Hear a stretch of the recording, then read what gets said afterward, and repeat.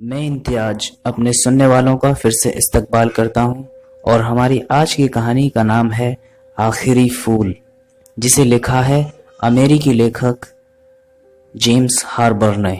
इस कहानी को शुरू करने से पहले मैं इस कहानी के बारे में एक बात बताना चाहूँगा कि इस कहानी जो है वो अलग अलग जुमलों से बनाई गई है, अलग अलग सेंटेंस से बनाई गई है और हर सेंटेंस अपने आप में एक कहानी कहता है। तो लेकिन हर एक सेंटेंस एक दूसरे से जुड़ा हुआ है और तब ये कहानी बन गई है। लेकिन अगर हम हर एक सेंटेंस को एक अलग बिल्कुल कहानी से निकाल दें, तब भी वो सेंटेंस, वो जुमला अपने आप में एक कहानी अलग से कह डालेगा। और इस तरह की तकनीक का इस्तेमाल करके लेखक ने इस कहानी को बहुत ही खूबसूरत बना दिया है। तो चलिए हम अपनी कहानी शुरू करते हैं। 12वें विश्व युद्ध के बारे में आपको पता ही होगा। इसमें दुनिया की पूरी संस्कृति और सभ्यता खत्म हो गई। गांव और शहर पूरी तरह तहस नहस हो गए। जंगल और पेड़ तबाह हो गए। सभी बाग बगीचे और खेत खलिहान उजड़ गए। सभ्यता की सभी खूबसूरत चीजें खत्म हो गईं। इंसानों के पास ना तो खाने के लिए ही कुछ रहा और ना ही मोहब्बत करने के लिए। औरतों, मर्दों और बच्चों की हालत जानवरों से भी बदतर हो गई। कुत्ते भी निराश होकर अपने मालिकों को छोड़कर चले गए। तब शुरू में लोग खरगोशों से भी डरने लगे। उस वक्त में किताबों, तस्वीरों और गानों पर भी पाबंदी लगी। अगर लोग कुछ देर भी खाली बैठ जाते तो दूसरे लोग इसे वक्त की बर्बादी समझते और इसी तरह सदियां बीती। सेना के जिन जनरलों ने पिछला युद्ध लड़ा था, वे अब भूल चुके थे कि उसमें कौन जीता और कौन हारा। लड़के और लड़कियां एक दूसरे की ओर आकर्षित नहीं होते थे। धरती से मोहब्बत विदा हो गई थी। एक दिन एक लड़की को एक फूल दिखाई पड़ा। वह बचा हुआ आखिरी फूल था। उसने इस फूल को पहली बार देखा। उसने लोगों को बताया कि वो आखिरी फूल भी मरने वाला है।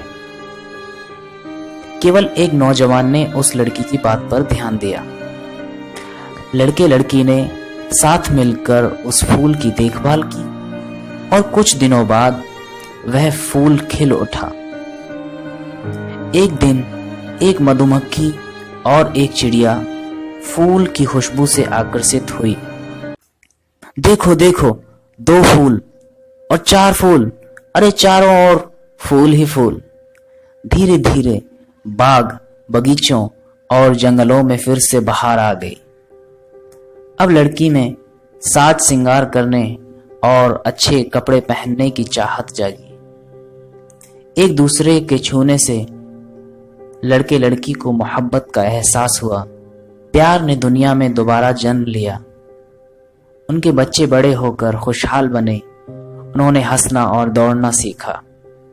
कुत्ते वापस आ गए। नौजवानों ने ईंट पर ईंट रखकर घर बनाना सीखा। उन्हें देख सभी लोग अपने अपने घर बनाने लगे। घरों से गांव, गांव से शहर और शहर से महानगर बने और संगीत फिर से गूंजने लगा। साजिंदे और जादूगर, दर्जी और मोची, कवि और चित्रकार, सैनिक और सिपाही, बढ़ई और लोहार, लेफ्टिनेंट और कप्तान, जनरल और मेजर जनरल और मजहबी नेताओं का आगमन हुआ। रोजी रोटी कमाने के लिए कुछ लोग एक दिशा में गए और कुछ लोग दूसरी दिशा में। कुछ वक्त बाद मैदानी इलाकों वाले लोगों को लगा कि उन्हें पहाड़ों पर जाना चाहिए था और पहाड़ी लोगों को लगा कि उन्हें मैदानी इलाकों में जाना चाहिए था। भगवान के नाम पर मजहबी नेताओं ने लोगों के दिलों में नफरत की आग फूंकी। दुनिया एक बार फिर से लड़ाई की आग में झुलस उठी। लड़ाई, जंग, युद्ध, इस बार दुनिया पूरी तरह जलकर खत्म हो गई।